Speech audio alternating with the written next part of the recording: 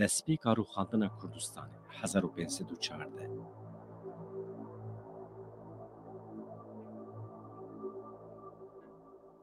شەوا ku Mele Mehmûdê Bazidî jî behs dike, mêrektiya Bitlisê deriyê Kurdistanê bû. Kengê dewleta Osmanî yan jî Sefawî hez bikira êrişê Kurdistanê bikira, divê pêşî êrişê mêrektiya Bitlisê bikira. Di destpêka sedsala bîstemîn de piraniya nişteciyên wê Ermen û Kurd bûn. Di roja me de piraniya nişteciyên wê Kurd in, lê têda qederekî Tirk û Ereb jî dijîn. Betlis di erdnîgariya Kurdistanê de ji wan bajaran bajarekî ye ku di nava xwe de hem Kurdên Kurmanc hem jî Kurdên Zaza dihewîne.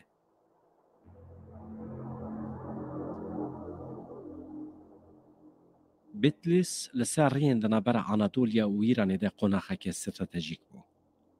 Di dîrokê de ev rewşa xwe ya taybetî her dem parastî ye. Lewma li ser axa bajêr bi dehan dewlet ava bûne. Dewletên wekî Urartu, Med, Pers jî ji van dewletan yên herî navdar in. Berê Zaynê di sala 66 de herêma Betlisê dikeve bin hukmê İmparatoriya Romayê. Piştî Zaynê herem di navbera Partiyan, Sasanî û Bizansiyan de çend caran dest diguherîne. Di sala 591 de Bizansê weke hemû deverên hewîrdora gola Wanê Betlis jî bi awayekî teqes hildide bin desthilatariya xwe. Lê dîsa jî şerên Sasaniyan yên ji bo dagirkirina Betlisê yên bi Bizansiyan re berdewam dikin. Di sala 640 de li herêmê aktorekî din peyda dibe. Di sala 641 de serleşkerê bi navê İyas bîn Ganem ku dibin emrê Xelîfe Ömer de bû, herêma Betlisê ji Bizansiyan distîne. Piştî çend sed salan di sed sala dehemîn de Kurdên Mervanî yên ku girêdayê Abbasiyan bûn herêmê dikin bin kontrola xwe. Di sala 1038 de Tirkên Oğuzan ên bi navê Selçukî êrişî Betlisê dikin û bajêr talan dikin. Piştî vê salê leşkerên Selçukî roj bi roj di deverê de ji bo Mervaniyan dibin xeteriyekê mezin. Mervanî di navbera Bizansî û Selçukiyan de dimînin.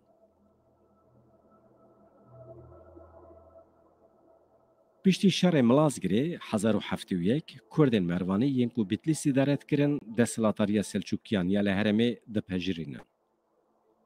Piştî desthilatariya Selçukiyan di deverê de desthilatariya Begên Dilmaçiyan û Sokmeniyan dest pê dike. Alozî û şer di Bitlisê de qet kêm nabin.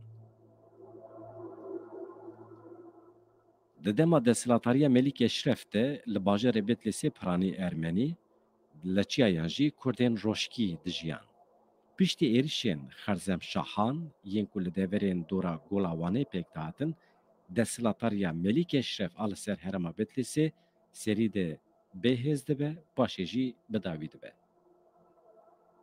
Di sala 1231 de Bitlis vê carê dikeve destê Moğolan. Salekî şûn de Selçukî êrişê Moğolan dikin û wan têk dibin. Bi vî şiklî rêveberiya Bitlisê dîsa dikeve destê Selçukiyan. Di van salên şerên dirêj de Bitlis ji aliyê van desthilatariyan ve tê talankirin. Di sed sala çardemîn de desthilatariya Selçukiyan ya li herêma Bitlisê ewre dibe.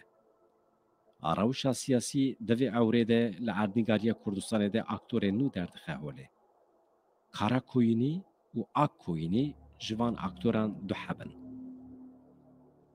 Di nêzê dawiya sed sala çardemîn de Tîmurê Leng sefera xwe ya Hîndistanê diqedîne berê artêşa xwe dide aliyê Kurdistanê. Di sala 1387 de Bitlis ji aliyê Tîmur ve tê dagirkirin. Piştî mirina Mîr Melik Eşref, birayê wî yê bi navê Mecdeddîn, bi dor law û nebiyên wî yên bi navên İzzeddîn, Mîr Ebûbekîr, Mîr Şêxşeref û Mîr Ziyaddîn hukm dikin. Di dema dagirkirina Tîmur de Mîrê Bitlisê Hecî Şeref e. Mîr Hecî Şeref ji Tîmur re dilsoziya xwe dide nîşandan, bi vî şiklî mêrtiya xwe ya Bitlisê didomîne. Ji bilî Bitlisê çend heremên derdorê jî bi alîkariya Tîmur ve dikevin bin desthilatariya mêrektiya Bitlisê. Di sala 1421 de Hacı Şeref diçe ser dilovaniya xwe de.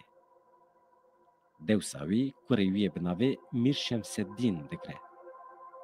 Di dewra Mîr Şemseddîn de Sultanê Karakoyîniyan yê Fîrar Kara Yusuf balîkariya Mîr Şemseddîn vedigere herêma Erdişê.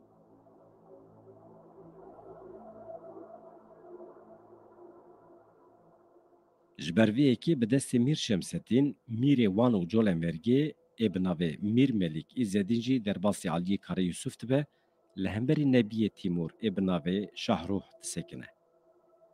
Di salên 1405 de Kurdistan dibe qada şerên Türkmen û Moğolan. Di vê navberê de Mîr Şemseddîn ji vê derfetê îstîfade dike, êrişê Erdîşê dike û Erdîşê tevî mîrektiya Bitlisê dike. Piştî ku desthilatariya Tirkmenan li deverên dora gola Wanê zeyf dibe yan jî li hin deveran bi temamî ji holê radibe, Mîr Şemseddîn li ser navê xwe Sîkelê dixe û xutbe dide xwendin. Di van deman de mîrektiya Bitlisê êdî dewletekî serbixwe. Erdîş di sala 1463 de dîsa dikeve destê Karakoyîniyan û Mîr Şemseddîn ji aliyê İskender Mîrza ve tê kuştin. Sedema vê kuştinê ne zelal e ku ev yek di şerefname de jî derbas dibe. Li ser kuştina Mîr Şemseddîn kurê wî bi navê Şeref sisê dibe Mîrê Bitlisê. Lê tê gotin ku ew mirovekî meczûb bû ku zêde emr nekir. Li pê wî lawikekî wî bi navê Şemseddîn Düddü dimîne. Lê Şemseddîn ji ber ku hê zarok bû, nikaribû karê mîrektiyê pêk baniya. Dewsa wî dayika wî ya bi navê Şahim Xatûn reveberiya mîrektiyê dikir. Demekî şûn de Şahim Xatûn bi mirovekî bi navê Ehmed Nesreddîn re dizewce. Bi vî şeklî yekem car rêveberiya mîrektiyê dikeve destê mirovekî ku ne ji nijada şerefxaniyan e.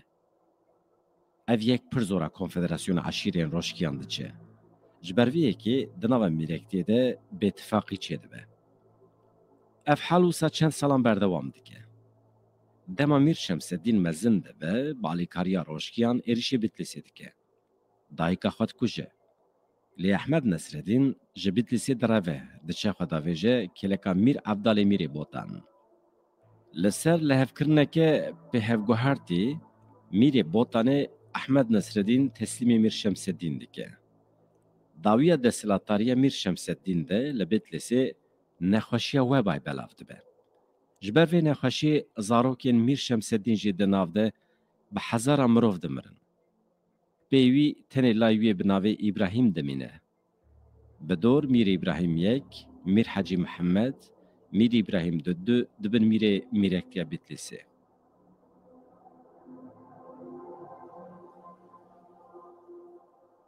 Di vê devrê de Xelat, Mûş û deverên derdora Mûşê jî dibin desthilatariya mîrektiyan Bitlisê de ne. Akoyînî di nava pirsgirêkên şerê navxwayî de ne. Osmanî jî bi dagirkirina Anadoliyê û Balkanan ve mijûl e. Ji ber vê yekê li Kurdistanê aramî heye. Lê ev aramî zêde berdewam nake. Akoyînî pêşî êrişê ser Bitlisê dikin. Gela Bitlisê 3 salan dorpêş dikin. Eyîdiya Mîr İbrahîm û leşkerên wî heta ji aliyê şaîrê dijminê wî ve jî tê gotin. Di vê navberê de nexweşiya webay dîsa li Bitlisê peyda dibe û her du aliyan jî qir dike. Tê gotin ji vê nexweşiyê di gela Bitlisê de bi tevê Mîr İbrahîm 7 kes tenê xilas dibin. Bi vê şeklî gela Bitlisê dikeve destê Akkoyîniyan. Bi tevahiya malbata Mîr İbrahîm ve 12 malbatên sereke yên roşkiyan ji Bitlisê derdixin dişînin Azerbaycanê. Di vê ewrê de axayekî bi navê Mihemed Axayê Kelhokî ew derdikeve holê, hewldanên wî yên ji bo berdewamiya desthilatariya malbata Mîrên Bitlisê bê hempaye.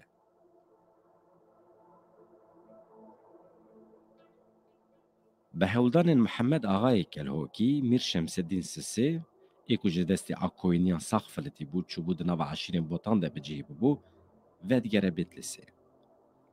Li deşta bêgiriyê bi Akkoyîniyan re şer dike û li wê derê jiyana xwe ji dest dide. Mihemed Axayê Kelhokî vê carê berê xwe dide Azerbaycanê.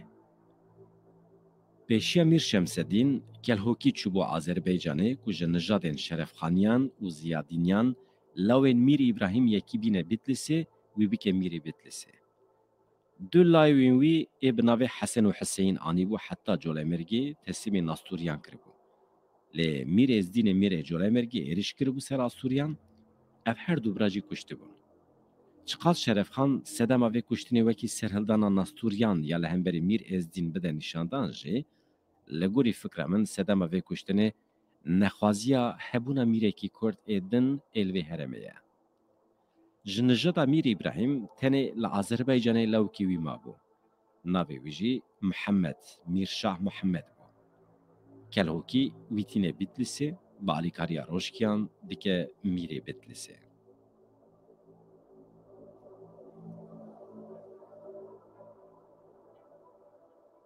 ددما میر شرف چارده صفاوی استلای خواه لا روجلات عثمانی جی استلای خواه ین روجاوات قدینن. ایدی اف هر دو هزین جیهانی ین به باوریت دو شیروین جدا ین همان اوله شیعی و سنی و جبو آرمانجا یک هزبون آل سروی جیهانی شارین دمدریج بکن. قادوان شارین دمدریج جی کردستانه. ده سال 1507 ده دولت صفویان بری خواده ده کردستانه و همه بیجه تباهی کردستان داگردکه. میر شرف ده دورپیشکرنا چند قلعیان ده آلی شاه اسماعیل دیکه. لگور هند چافکانیان شاه اسماعیل جمالباته کی کرد بو. شاه اسماعیل بالیکاریا میر شرف و میرین کرد اندن ده هرما کردستان ده هبونا ترکمنین آکوینی جهولی رادکه. ایدی ده نابرا صفاویان، شیعیا و عثمانی سنی ده میرکتین کردان هنه. اف یک جبو میرکتین کرد درفتکی گرینگه.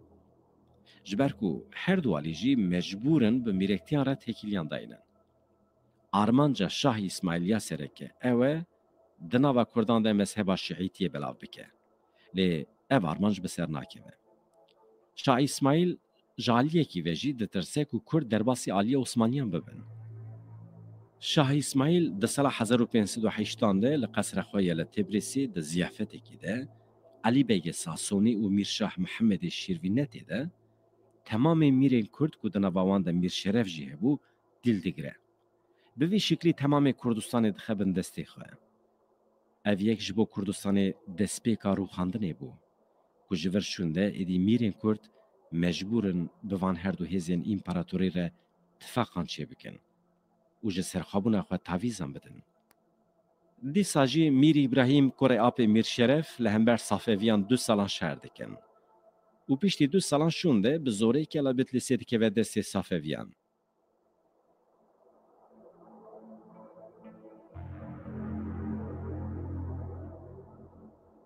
دمکی شونده جالی روجلات و هزین özbekan پیدا دبن. و ایریش دبن سر صفاویان. جخوا اف چند سال بو لکردستان لهمبری صافویان برخودانین عشیرتان هبو. گوان ده سلاتاریا والین صفاویان یا لهرم کردستان قبول ندکرن. جوان عشیرتان یک جی روشکی بون. شاه اسماعیل به چاره دمینه. و میرین کردان برد ده. لدی ساجی میر شرف و میری هسکیف ملک خلیل برناده. دوی نابری ده دیسا محمد آقای کلوکید که و دوره باوه کی میر شرف جدسی صافویان خلاص دکه. میر شرف و شیخ امیر بلباسی ایرشت بن سرکلا بدلیسه. لب سر ناکبن. شیخ امیر بلباسی که شیعیان جیرال گوتن قره یزید و کورویه بناوی علی آقا دوی ایرش اکل ده جالی صافویان و تین کشتن. لسر وی تکچوینه میر شرف میرین کردان لحب ده جوینه و جوان لهمبر صافویان پشکریت خوازه. میرین کو پشکریا صافویان دکرن و دیگرن آلی میر شرف. جدما کارا کوینی و آکوینیان حتی ویدمه یکم جار بو کو میرین کردان لهمبر دجمن خواه یک بونه که وها قوی پیکانی بون. پشتی یک بونه میر شرف چندین جاران ایرش بر سر صافویان. لی صافوی پر قوی بون. جه هندستان حتی کردستان اردنگاریه که پر فره دبن دستی وانده بو. هر وها به میلیونان لشکری وانجی هبون. دما کو میر شرف تگیهش کو قوت کردان ناچه صافویان مجبور ماج دولت عثمانی آلیکاریه بخوازه.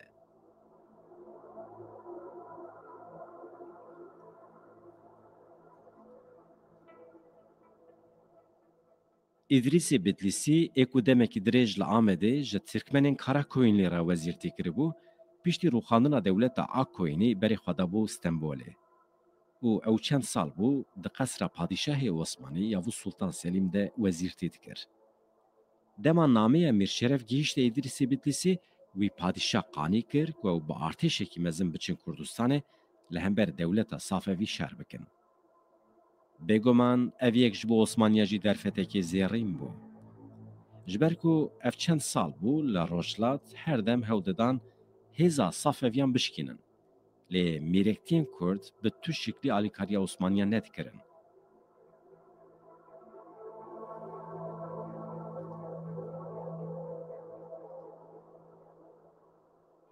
Di sala 1514 de artêşa Osmaniyan û ya Safeviyan li deşta Çaldiranê rastî hev hatin. Nîvê artêşa Osmaniyan ji leşkerên mîrên Kurd pêk hatibû. Di Qadaşer de Mîrşeref, Mîrê Hîzanê Mîr Dawûd, Mîrê Palovê Cemşîd Bek, Mîrê Eskîfê Melik Xelîl, Mîrê Botanê Bekir Bek, Mîrê Sasonê Mihemed Bek, Mîrê Egîlê Qasım Bek, Mîrê Zirkanê Mihemed Bek, Mîrê Cizrê Mîrşah Elî û lawên Mîr Sarîm ên bi navê Silêman Nasir û Qasım Bek li keleka Yavuz Selîm û İdrîsê Bitlisê sekinî bûn. İdrîsê Bitlisî çawa ku behs dike di vî şerê de rola leşkerên Kurd bi taybetî jî rola leşkerên Mîrşeref pir girîng bû. Bitlisî dibêje lehengiya leşkerên mîrên Kurd nebiya artêşa Osmaniyan wê têk biçiya. Di nava refên artêşa Safeviyan de fîlên bi zirx hebûn. Ku ev fîl weke lehiyê çi derkete pêşiya wan ew bêpest dikirin dipelixandin derbas dibûn. Dema yênî çeriyên Osmanî van fîlan dibînin, ew dikevin nava tirsekek kûr. Lê sîwarên mîrên Kurd li du milan ve derbasî pişiyekî nê fîlan dibûn, bi kewkanî û rimên dirêj wan li Qadaşer tasfiye dikin. Paşê jî peyeyên Osmaniyan dajon ser artêşa Sefewî.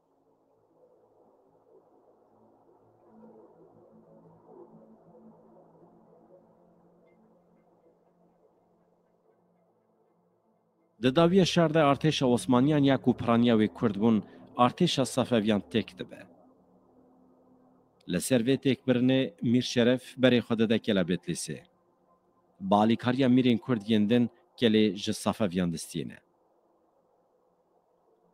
Di sala 1514 de êdî mîrên Kurdan bi Osmaniyan ve têkil darin.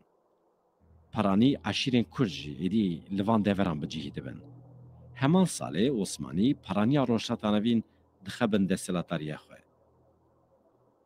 Bi vîya we meqama xelîfetiyê ji Memlûkan distînin.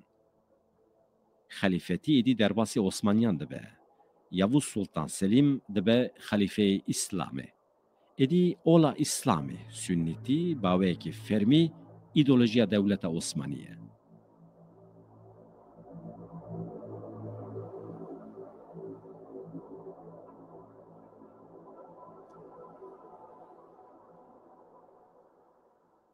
Wezîr Ulamayê ku waliyê Waneyê Safeviyan bû, piştî şerê Çaldiranê derbasî aliyê Osmaniyan dibe.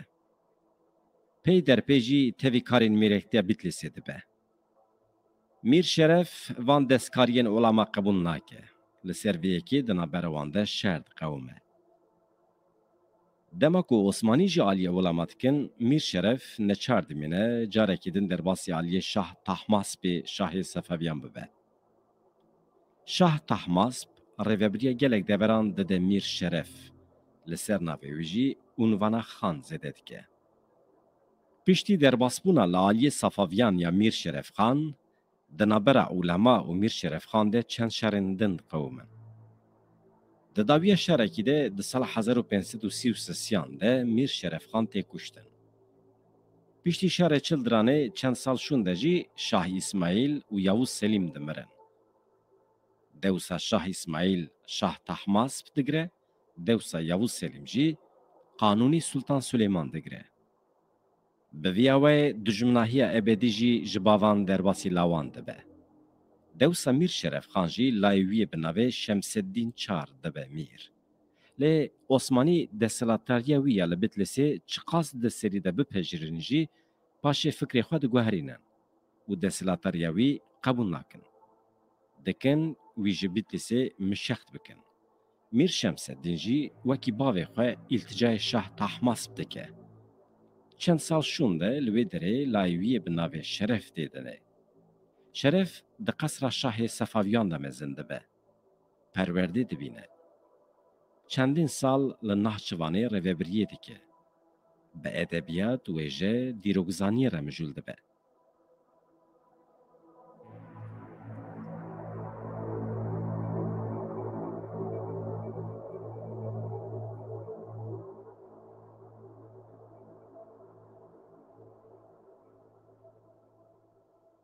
میر شرف خان دمال نهچوانه بو به میرین کرد یوانه و جول مرگره تکیلیان داتینه.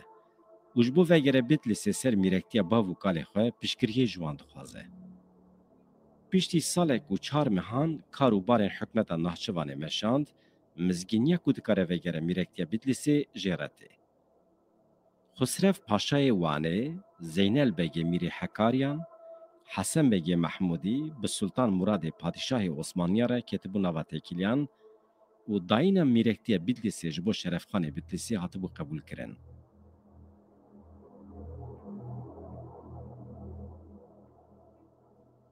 به وی اوه او د سال 1507 و نهانده به 400 کسیم به وی وگریدای در دورا دوسیدی جوان جعشیرا روشکی ین ازدی بون جناحچوانه درد کهون به علیکاری به پشکریا میرین کردستانه به پیشوازیه که دلگرمی دیگه جنوانه.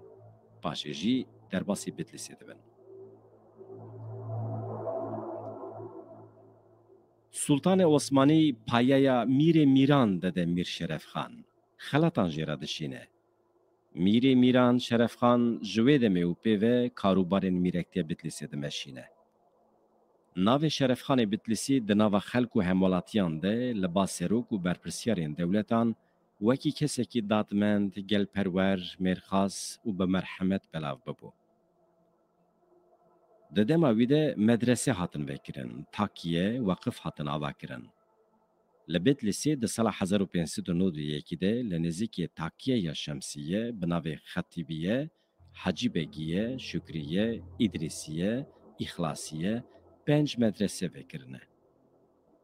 زانایین پایه بلند وکی مولانا خضر بیبی، شیخ شمس الدین، مولانا محمد شرناشی، مولانا محمد زرکی، مولانا عبدالرحمن دوان مدرسیان ده ماموستتی کرن.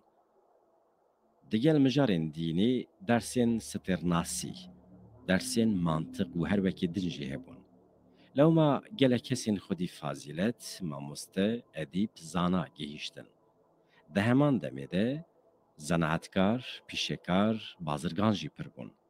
میر شرف خان بحث هبونا حیثت دکان و مغازیان دکر. بگو من تاکیه، خان، گلک مؤسسین خیر و خیرات جهات بون چکرن.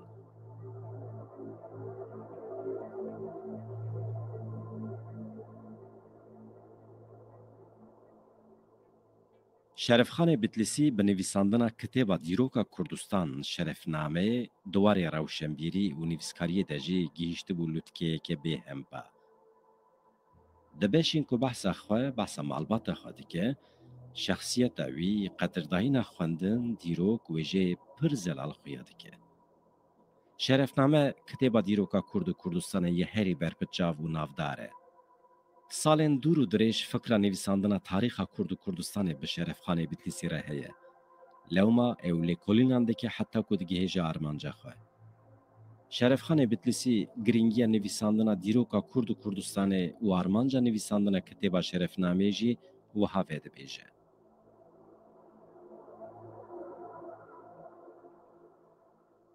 دیروک ناسی ده سر همو هنر آرایه. دیروک تجیج درس و تجربه این بفایده و رینیشاندن بکیر هاتی و بقزنجن. سرپی هاتین ما ین بهوری ببیرامد خه. آروژین ما ین کهوناره ین دور نزیمد که. بالا مدکشین سر امکدارین بری ما هاتنه کرن. جخوا بطایبتی اگر او سرپی هاتی و بویرین هان جدم و لیکولین خوش بکبن و خواندوان دسپاک و قلم رنگین روپلین کتابان پی بنخشینن. ویجا او کسین ده بازار نویساندن ده جوهر فروش و دورناسن او دیروگزانên ku lehengên nav şekerîstana serpêhatî çîrok, deng û behsanin heta niha rêya xwe ber vê Kurdistanê ve nekirine. Behs û dengên gernas û sernasên Kurdan nekirine bin devê pênûsê. Ew dîroka gelek bi şanazî û xweşikî ku di tam û bîhîna xwe de weke hengevîn û gezoyê ne gelek mixabin jaliyê wan ve nayê naskirin û ketiye bin piyan bi tuwa wê dest û devê xwe lê nêzik nekirine.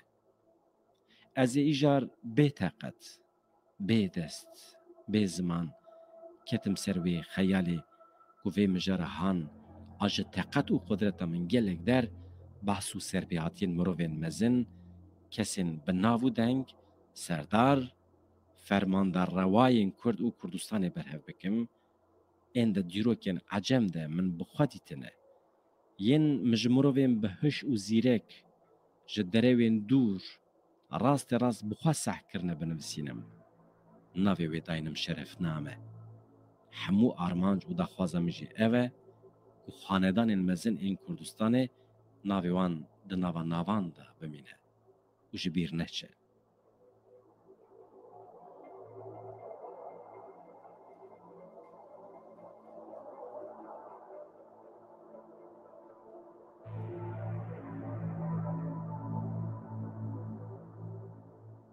Wekî ku tê dîtin welatparêzî ruhiyeta kurdewariyê ew ber bi nivîsandina vê berhema pir hêja ve biriye. Bi saya berhema wî hem Kurd hem jî biyanî dibin xwedî agahî di derbarê dîroka Kurdan de.